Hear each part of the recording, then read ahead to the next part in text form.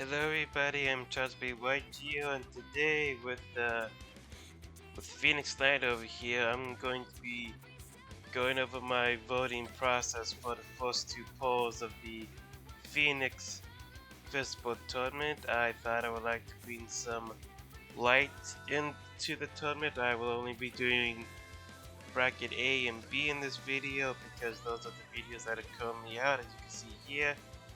Basically what the tournament is basically you have the Rwby cast and Rwby as well. I think I could be wrong with with a couple of OC characters fighting in the vital tournament in the enemy arena and bombs and whatnot fighting against each other, and there is no ring outs to this tournament as well. Everything has been randomized, so there will be like one-sided matches and whatnot. Did I select the right one for this? Yeah, okay, yeah, I did, yeah. There might be some one-sided matches and whatnot. That's what you get when you randomize stuff, so there may be some one-sided ones, maybe some even ones and such, stuff like that. Also, characters who are dead are also in the tournament as well. If you would like to know more about if you would like to learn more about the Phoenix Festival tournament, then I'm going to leave down a link in the description to Phoenix videos about it, so you will learn more about it, which I suggest you do, because I don't want you guys to get misinformed and whatnot. So we are just going to get started. Okay, so this is bracket A. Did I click? Yeah, okay, yeah, this is bracket A. So we have Vanal versus Marigold. In the urban and forest biomes, this is 1v1, only 2 biomes. They are fighting in the Amity arena. And again, there is no ring outs.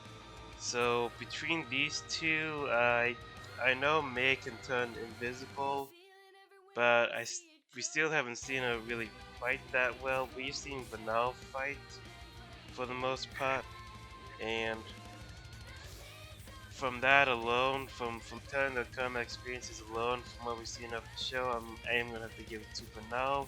I'm gonna say she has more experience. Oh yeah, there's no magic in the tournament, by the way. There's no magic.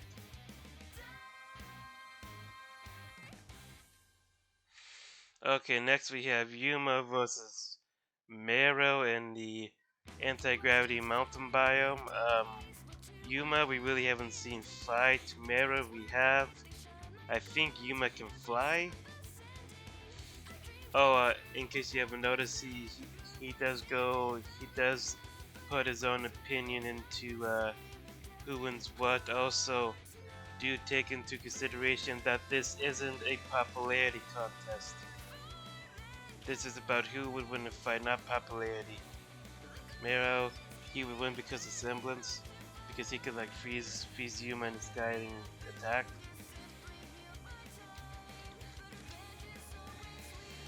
And everybody follows the rules,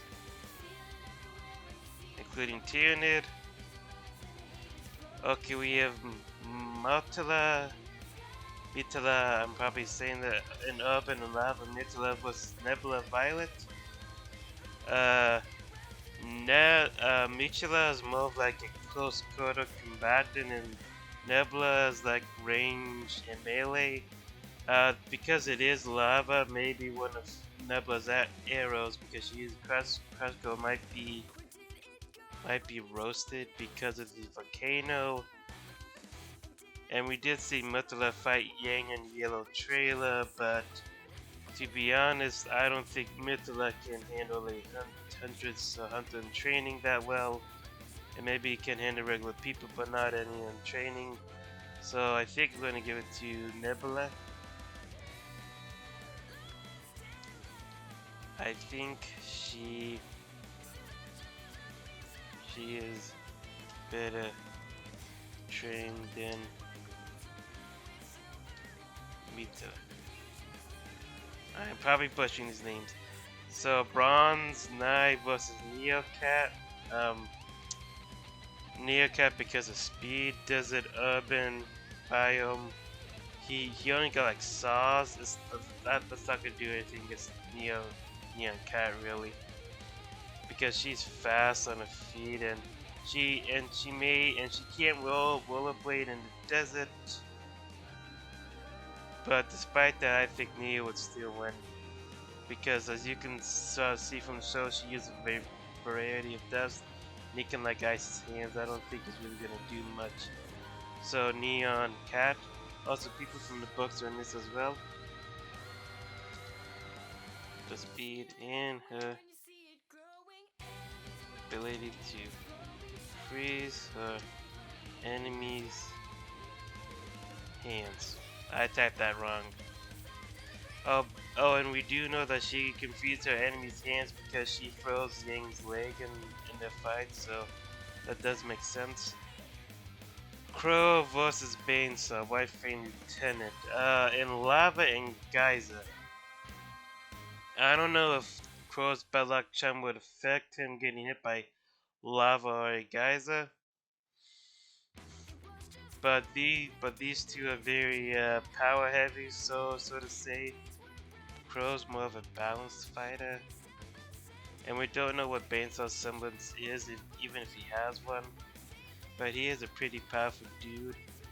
But I think Crow is more balanced and versatile than Bainsaur, which can give him the advantage of him, so I'm gonna say Crow. Crow is more well-rounded than Bainsaur. Like I think he cannot run Bainsaur and such, and he also has a gun too, so that also is a factor. Oh no, Roy Stalin was the one with the saws. Oh well, it doesn't matter. Plus the son with Khan, he can. The RNG was not in Roy's favor. He's facing Sun with Khan. Sun is too fat. Oh yeah, the biomes even look it's abandoned oven. That won't matter. It's too fast. Oven and attack it. Saws ain't gonna do that much. Sorry, there was a fly. Sun's too fast of attacker. And his clones can take the hit for him.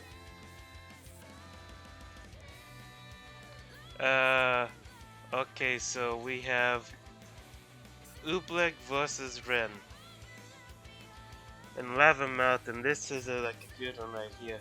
So we know Wren is fast, he has some machine guns, and got some stabbies underneath him. Oobleck, we don't know what his semblance is, but he does have a flamethrower. He's not gonna get Zwei, so he can use Fire Dog attack. But he is pretty fast when he drinks caffeine. Also, he can shoot projectiles out of his coffee flamethrower thing as well, fire projectiles. So he does use a lot of fire dust, and caffeine does make him fast. I don't know who's faster, him or Light Wren, because he can shoot like fire, not just flamethrowers, but like fireballs from Volume 2 if I recall correctly. He can fire that at Light Wren. And to be honest, I think even with Light Wren's training stuff, I think Oobleck wins. Because Oobleck can fire fireballs, and I believe with his coffee, he is faster than Wren.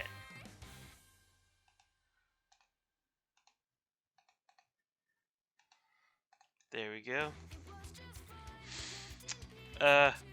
D, if you don't remember him, he was the guy that went after that griffin thing and died. So Glenda. Also he barely passed. D got killed really easily by a grim.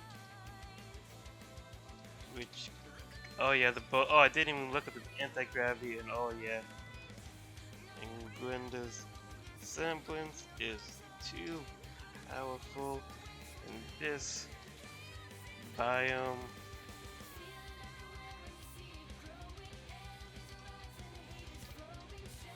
And what else do I want to type?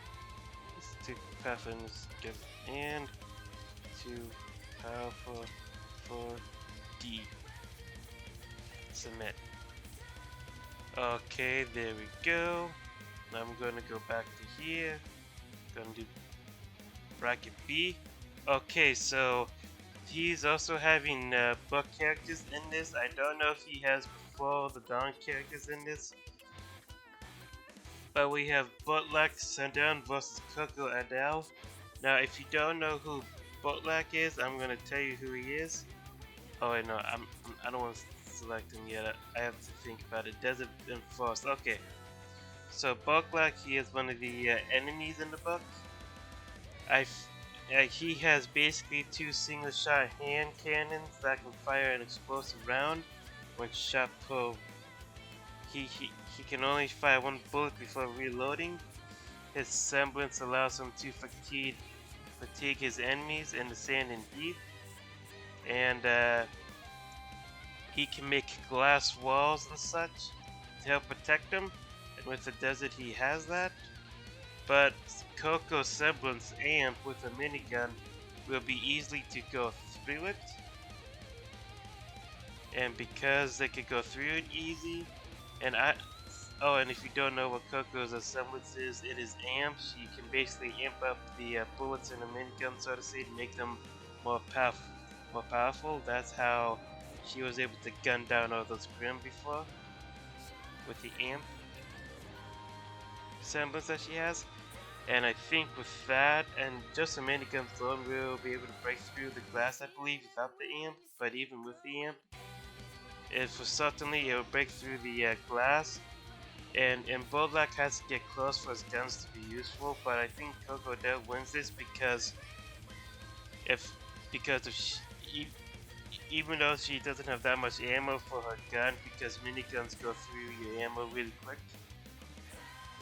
But despite that, I think Coco would win because if she hits him while she has her bullets amped up with a semblance, I think that's kind of it for Butlak Adele. So I'm just gonna say Coco's semblance may be too much. Okay. Arthur, Watts can manipulate the biomes. I don't know, I kind of disagree that he should be able to, but he can. Versus Rhys. So mountain and ice. Well, to be honest, I don't know what Rhys's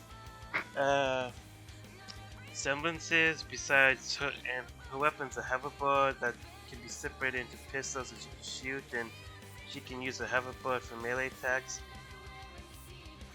But I think Watts can beat it because he's more experienced.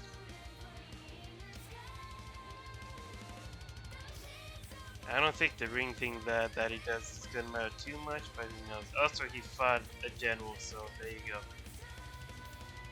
Okay, Fox Alistair versus Elm, Rocket Lady.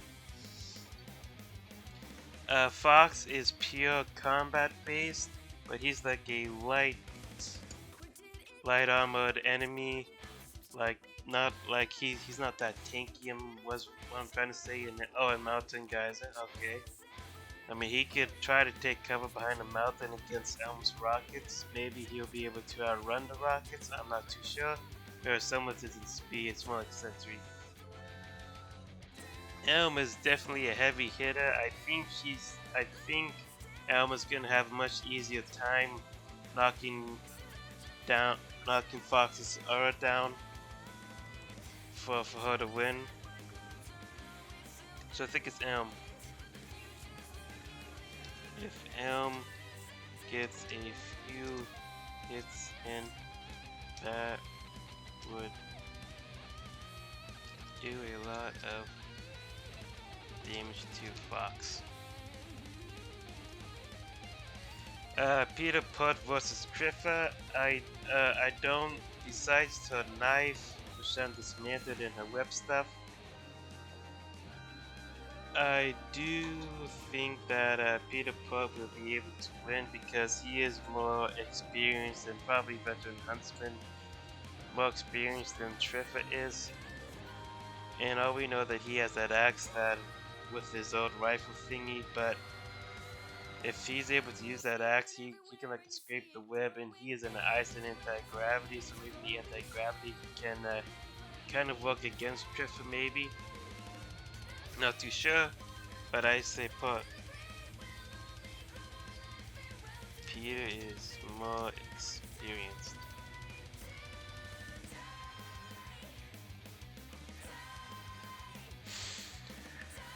Maria versus Roman. Now this is young Maria, not old Maria. Old Maria would lose 24/7 against Roman Totrick. Anti-gravity and desert. Roman is a good fighter, but Maria is familiar with gravity dust. I think she's too fast for Roman. And because they're in an anti-gravity biome, I think, since Maria uses anti-gravity a lot in her youth, I think that would give her more of an advantage over Roman. So I'm going to select Maria. Maria because of anti-gravity. Also, Roman does have reflexes, but Maria's semblance with her pre-reflexes is better than Roman's good reflexes. Leonardo versus Octavia Ember.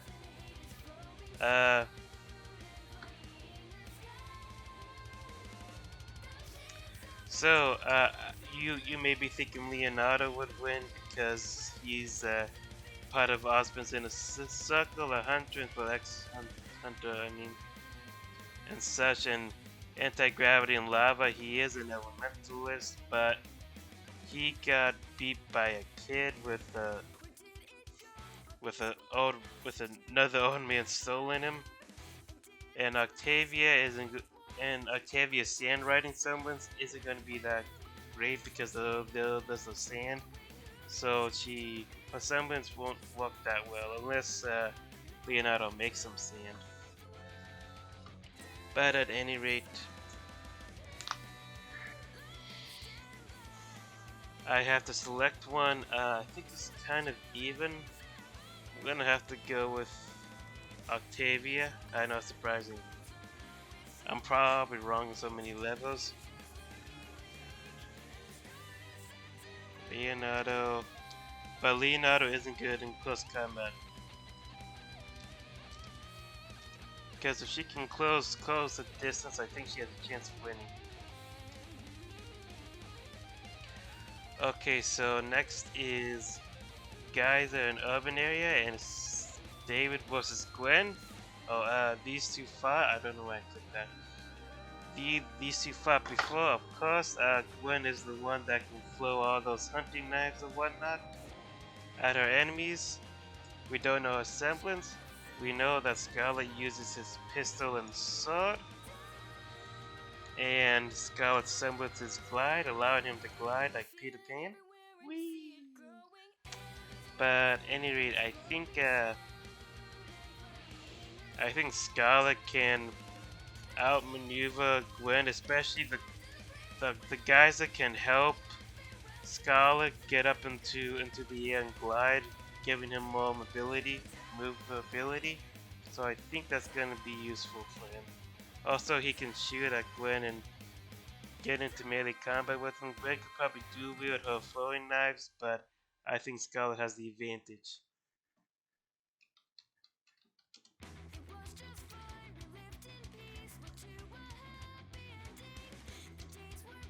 Has movement. advantage because of guises. Like what I'm talking about, I'm talking about a guy's about to rep. Skull goes into one, or actually goes into one. You switch him up in here. Since there was no boundaries or anything, he can just glide all around as much as he wants. Okay, so Raven Baldwin versus Rwby. This is a good one. Ice and Desert. No maiden powers, by the way. No maiden powers. I don't. We know Raven. Well, Raven's summons is going to be useless in this one. Harriet summons is going to be good, and she is she's a physical fighter. But when it comes to melee combat, Raven does have length advantage. But maybe Harriet's semblance can beat that. Both of them are very experienced. But I think maybe I know Raven could also use different dust with a weapon, and she went to toe to toe with Cinder, but she was mostly using her ice, her maiden powers with it. But I think it's gonna be Harriet. I think Harriet can lay down some goods, can lay down the ham, so to say. Harriet can cause a lot of pressure on Raven, and I don't think Raven can do that well, if I recall correctly, when opponents keep causing the pressure. I'm not too sure about that. And there you have it. That's the voting. Of course, I only did the first two brackets because Phoenix only did videos on the first two, so I decided to do that. And I've been the Blade Charge, the least interesting man on the planet. I hope I kept you interested at the very least, and I'll see you guys next time. Bye bye.